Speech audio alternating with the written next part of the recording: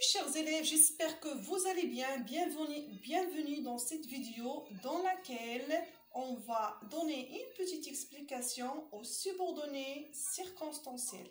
Alors, il existe la subordonnée circonstancielle de temps, la subordonnée circonstancielle de cause, la subordonnée circonstancielle de conséquence, la subordonnée circonstancielle de comparaison, la subordonnée circonstancielle concessive, la subordonnée circonstancielle conditionnelle, la subordonnée circonstancielle de but et la subordonnée circonstancielle de position. Passons maintenant aux exemples. Vous avez la subordonnée circonstancielle de temps. Alors, c'est une subordonnée circonstancielle qui nous donne une information sur le temps de l'action. Voyons bien cette phrase. Je suis rentrée de la maison avant que mon père revienne. Alors, ici, vous avez la proposition principale. Je suis rentrée à la maison est une proposition principale. Avant que est une conjonction de subordination, que mon père revienne et la proposition subordonnée circonstancielle. Alors voyons ici la subordonnée circonstancielle de temps et suit toujours la première pour avoir un sens. On ne peut pas écrire seulement avant que mon père revienne. Alors il faut une phrase principale, une proposition principale qui lui complète son sens. Et la proposition subordonnée en général, circonstancielle, elle peut être déplaçable et aussi supprimable. On passe à la subordonnée circonstancielle de cause. Alors, la subordonnée circonstancielle de cause donne une information sur la cause de l'action. Il répond à la question « Pourquoi ?» Voyons l'exemple. Les pêcheurs sont rentrés chez eux parce que l'orage a éclaté. Alors, les pêcheurs sont rentrés chez eux est une proposition principale. C'est une proposition principale parce que subordonnant de la cause et l'orage a éclaté, c'est la proposition subordonnée de cause. Allez, on va passer maintenant à la subordonnée circonstancielle de conséquence.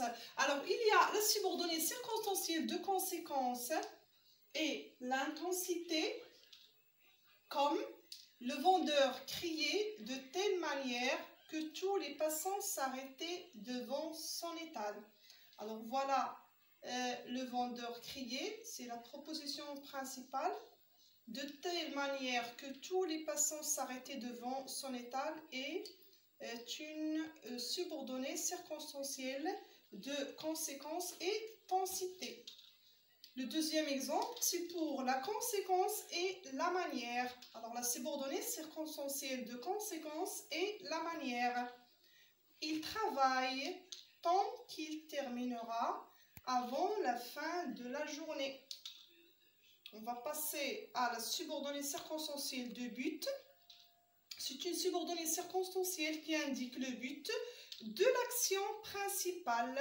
Alors, voyons dans l'exemple.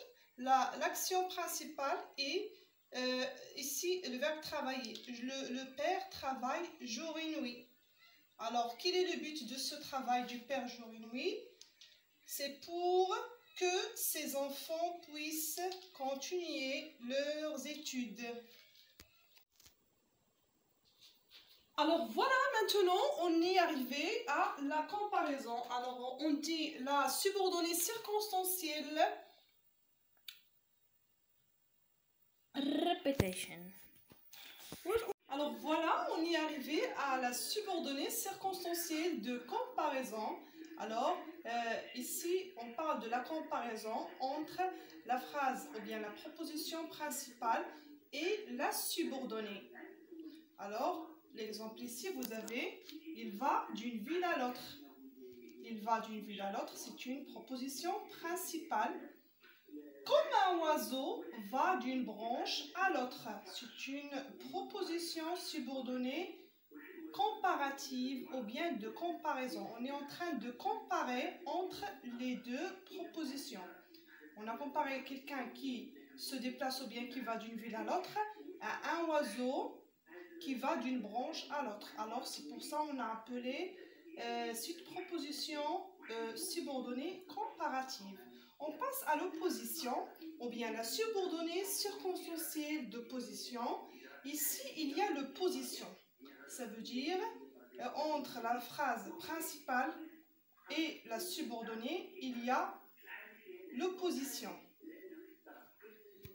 L'exemple, voyons ici l'exemple, pendant les vacances, les enfants des riches voyagent à l'étranger, tandis que les enfants des pauvres travaillent. Alors ici, il y a une opposition entre les enfants des riches qui voyagent durant les vacances et les enfants des pauvres dans la proposition ici subordonnée qui travaillent durant les vacances, bien sûr.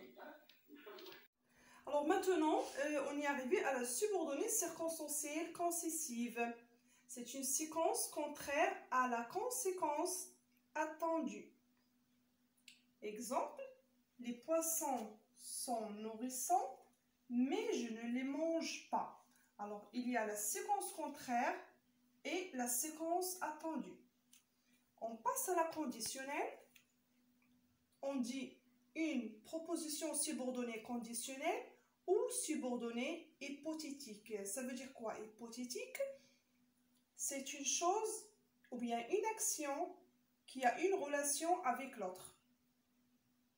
Exemple, je t'achèterai une bicyclette à condition que tu réussisses. Ça veut dire l'achat du bicyclette sera réalisé ou bien après la réussite. S'il n'y a pas de réussite, il n'y a pas d'achat de bicyclette. Ça s'appelle la proposition subordonnée conditionnelle. Chers élèves, j'espère que vous avez pris une petite idée sur les subordonnées circonstancielles. Je vous promets de revenir en détail à chaque proposition subordonnée circonstancielle. Merci, à très bientôt.